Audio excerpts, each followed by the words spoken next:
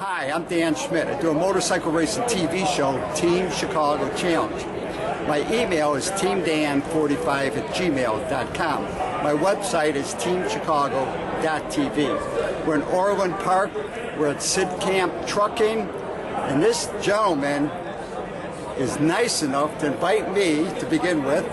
Ed George, my friend with the Avanti group, he invited me to come out. And I'm learning something I never, ever even thought about. There's people that show custom trucks, and I mean full-size trucks. It's pretty interesting stuff. I'm really happy I came out. I think you're going to learn something about this other community, but it's all part of the motorsport community because we all love engines, we all love transmissions, and we all love vehicles. And God bless America. And don't forget my email, teamdan45@gmail.com.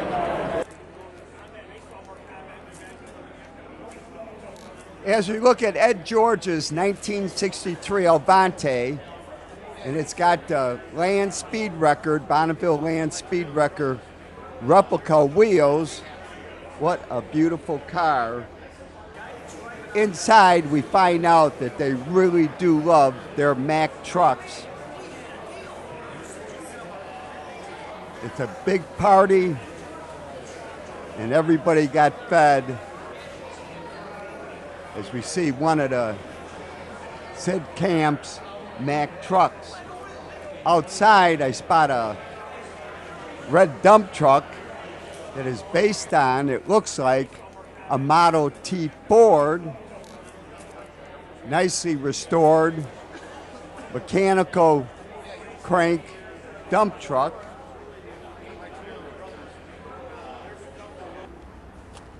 And around the corner, I spot this old Mack truck, chain drive. I remember trucks delivering coal. How many people remember people getting coal delivered to their house?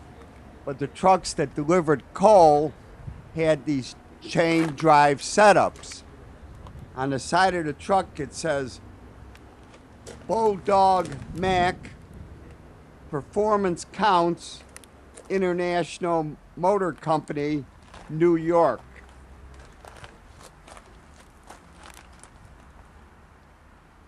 I don't know what year it is, but it brings back great memories to me seeing a chain drive truck. And now we spot Scott Moore's 1988 Mack with a sleeper, and I had a chance to talk to Scott. Scott Moore from Heywood, Indiana. Okay, so you restored this truck. Yes. So are you a truck driver? Is that your interest? Yes. So you've been driving trucks how long? 41 years. Okay. Yeah. You get any tickets ever? Some overweights and stuff like that. Yeah, that comes with the territory. But yeah. Okay. So what's your relationship with this truck before you restored it? Well, I drove these trucks. This is 1988, and I drove them when they were brand new. Mm-hmm. Okay, and I just always had a fascination with them. Mm-hmm. So I looked high and low for the Mack with the sleeper on it, and I found it up in northern Wisconsin. Mm-hmm. It was pretty rough. Farmer had it. And I bought it, drug it home, and just took it all apart. So what does a truck like this sell for in the rough shape?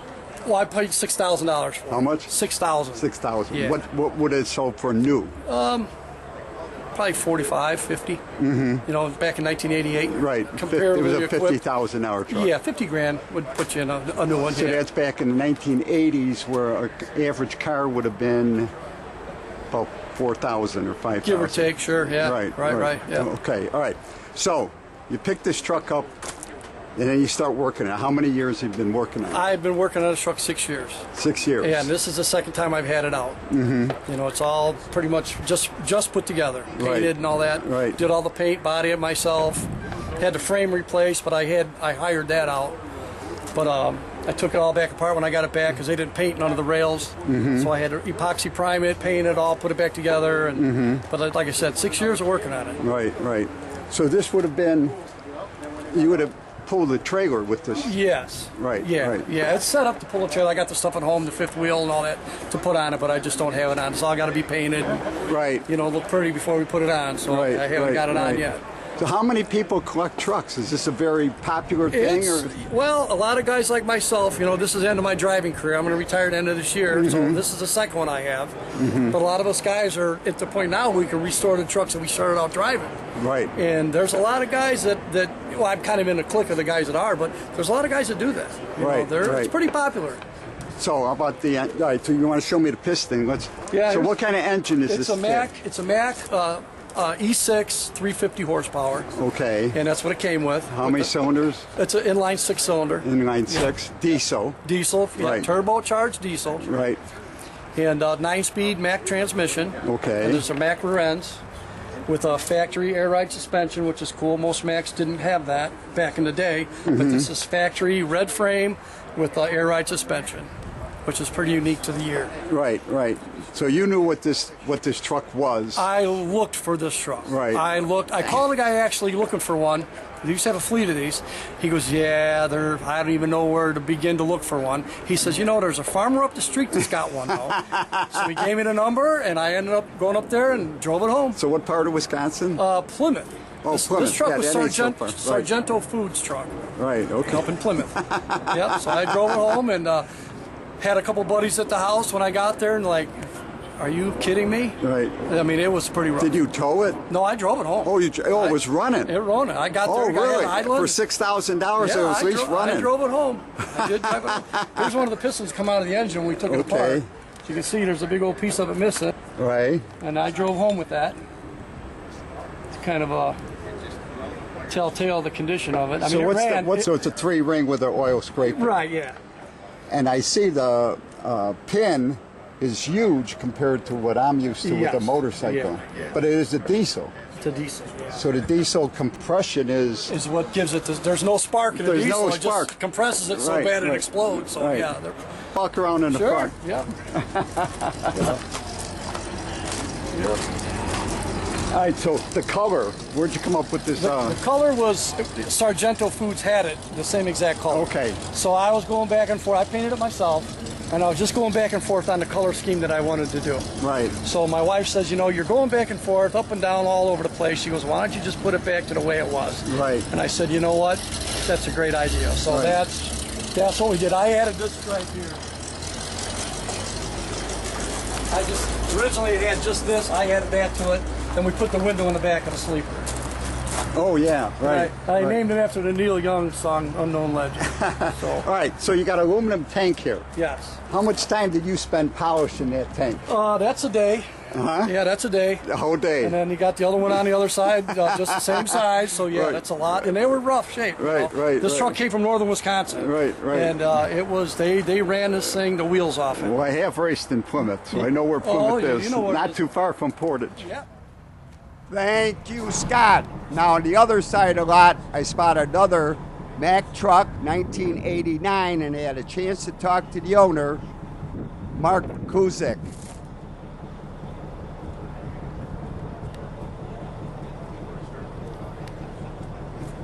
Mark Krooswik.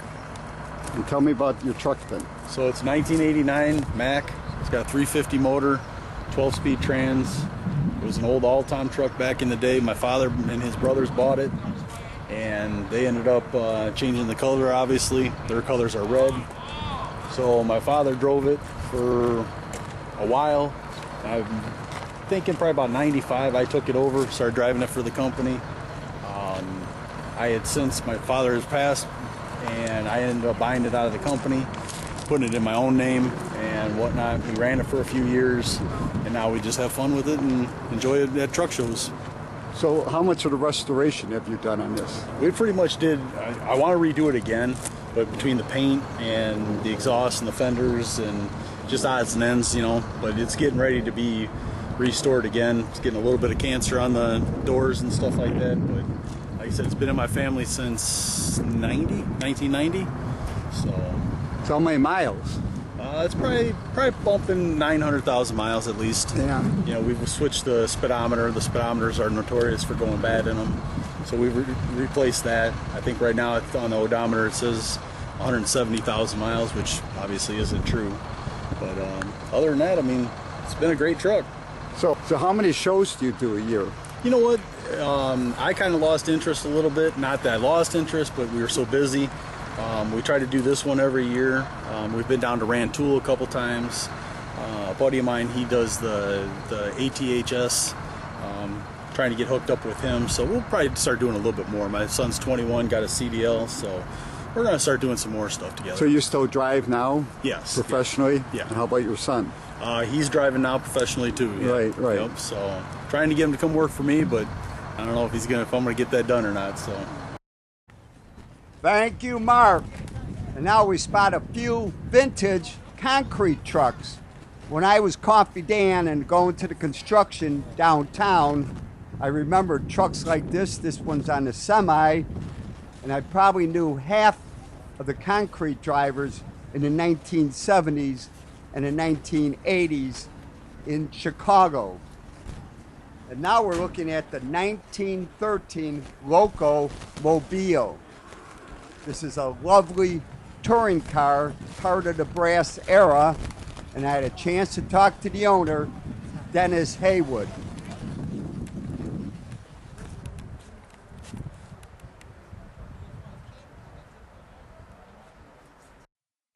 Dennis Heywood. This is my 1913 Locomobile. Well, tell me where was this built? What town? Locomobiles were built in Bridgeport, Connecticut. Okay. Locomobiles were the survivor of the original Stanley steamer. Stanley steamer was in Massachusetts. It was sold to two individuals, one of them being Barber. And they split, and they stopped making steam cars in 1902, and they converted. Groit was the succeeding car of the Stanley steamer, and Barber went ahead and they formed the Locomobile company, and so that's where the name Locomobile originally was, a steam vehicle. And they were in business from 1902 until 1927.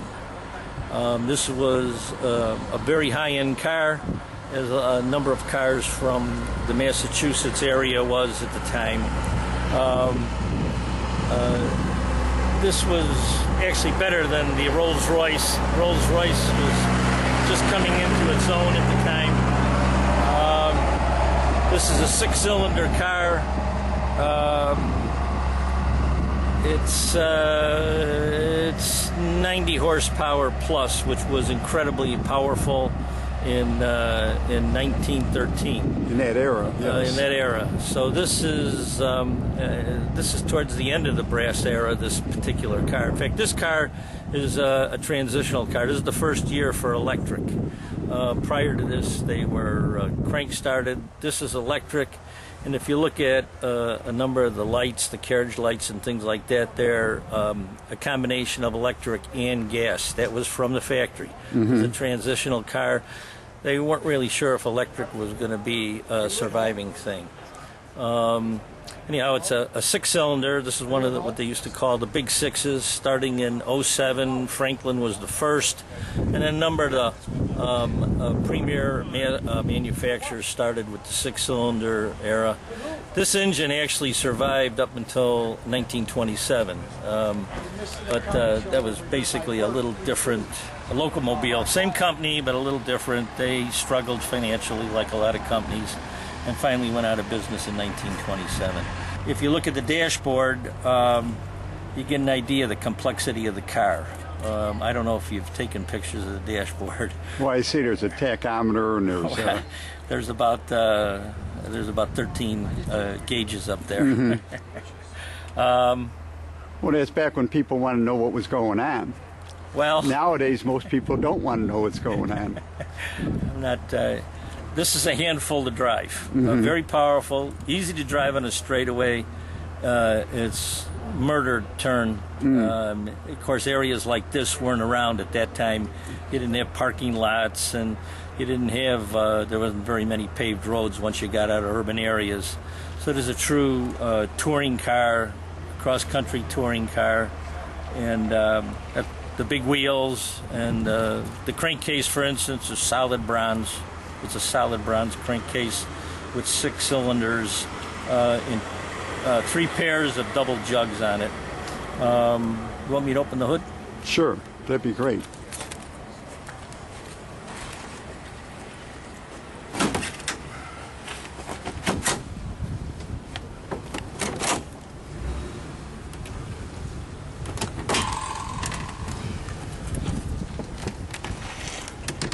Oh, wow. You got 3 sets of jugs, 2 cylinders each, 2 spark plugs per cylinder. It's a T-head engine. Exhausts are on one side, intakes are on the other. There's a typical layout of cars in that area, in that era. Mm-hmm. You have your water pump on the side. This is the generator, and this is the starter. It's not a starter for a truck, Mm-hmm. it's a starter for a car. But like you said, this is one of the first years with electric start where it wasn't a crank start anymore. Correct. It's a transitional year for that. Right. Yeah. I mean, this was state of the art in 1913. Right. Okay? Oh yeah. But by 1927, this was. Well, then they started casting. Even Studebakers had the Big 8. Yeah, in technology had kind of I mean, the passed. Big 6 in 1927. Correct. Yeah, technology had passed them by, but it was no different back at this time. Automobile manufacturing was intensively intensive capital requirements. Right. And if you didn't have the capital, you were kind of stuck, you know. Thank you, Dennis, for that great information about your great car. And now we're looking at a 1953 Ford F-350 truck. And I had a chance to talk to the owner, Matt Peterson.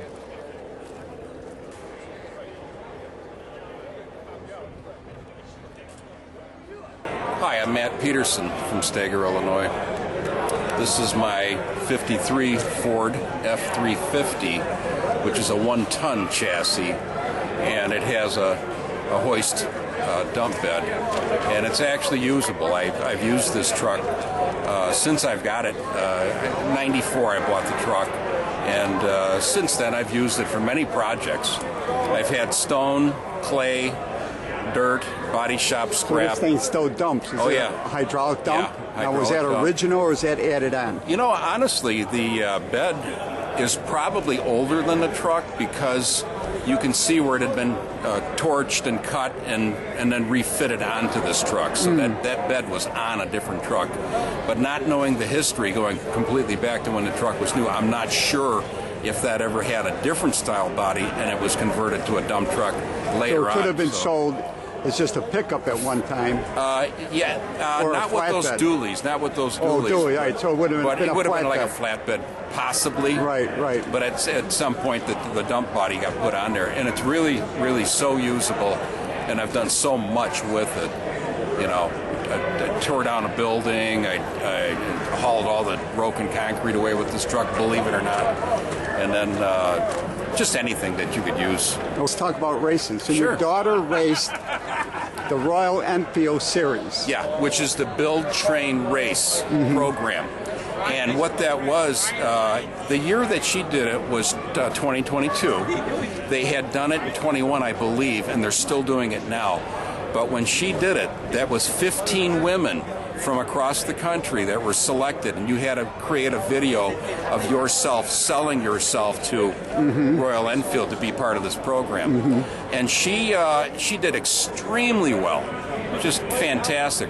But she had been doing sport bike track time at the Joliet Autobahn for some years. Her and I started out doing that. You know, she would Track days. ride and I would help her, Right. and this and that. Well, the And then first race they ever had at Autobahn, I was in it. So Oh, really? Yeah, cool. I'll send you a video Yeah, of that race. It's really an awesome track, but it's not a good spectator track. No. But she eventually meets my son-in-law, Jeremy, and then he took the reins, and now he was the one that went on the Saturdays and Sundays doing that sports So bike how track many thing. races did she run with that series? I believe there were 6, and they were all at Moto America events. So they were all at good tracks. So a half mile, Was it all those half miles? Road America, Oh, they Brainerd. road raced it too. Oh, it was road racing. road race. Yeah, she did not not do flat track. Yeah, she did not do flat track. Oh, okay. She was doing the road, road race racing stuff, okay. At Barber. Right. Was one of them, the New Jersey. Right. But she did really well. She did third in points. And she had made such good friends out of most of these girls that were in that program to this day. Really, really good friends. Thank you, Matt. And now we spot a huge Mack quarry truck and some other trucks out here in the lot. I remember at the Motorama in Chicago, this is when GM just bought Euclid trucks. They had a huge Euclid truck just like this with bathing beauties in one-piece modest swimsuits, diving and swimming in the dump bed that was filled with water. And now we spot this beautiful 1963 Studebaker Avanti, and I had a chance to talk to Ed George. Name's Ed George. And what's your involvement with this show and this wonderful car? You've got a real collector's piece here. I'm lucky to be friends with Mark, the owner, and I'm his Mack parts rep, so I come and visit them and take parts orders. And I've known them for a long time, and I one day asked him, said, "Hey, how's the truck hobby holding up? You know, the antiques?" He says, "Yeah." I said, "You need to host a party, Mark. Do something about it." And he's like, "Nobody wants to come here." Well, today we had. So how many times have they done this? Since 2020, the cars started coming. Okay. So that's what the car side of it started in 2020. Nothing was available to be done. He says, "I'm still having my party." I invited car friends, and that's when you can see how it's grown from there. And so next year I should bring my race bike, right? Whatever. We like a little bit of everything here. And today we had a lot of everything. And I think he ordered 350 hog wild meals, and afraid he was going to run out or not have way too much, but he ran out. Right. That's so great. It's been a great day. Great day. Okay, so the car.